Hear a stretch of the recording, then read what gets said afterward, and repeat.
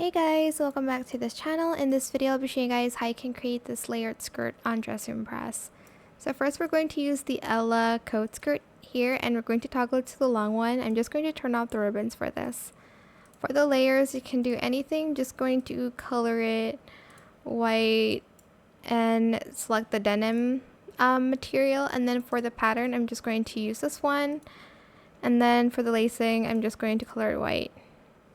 Then I'm going to use these pants over here, these jeans. I'm going to color it white in the material denim, make it the same. Then for the buttons, I just colored it white. Then for the flowers, I'm just going to color it this pink color and made it a little bit darker. And then I'm just going to add these chains in silver, like so. And that is it. You can use any pattern that you would like. I hope it was helpful for you guys. Don't forget to like, comment, share, and also subscribe to this channel if you haven't done that already. If you have any more questions about this video, just leave it in the comment section down below. I will try my best to answer them all for you guys.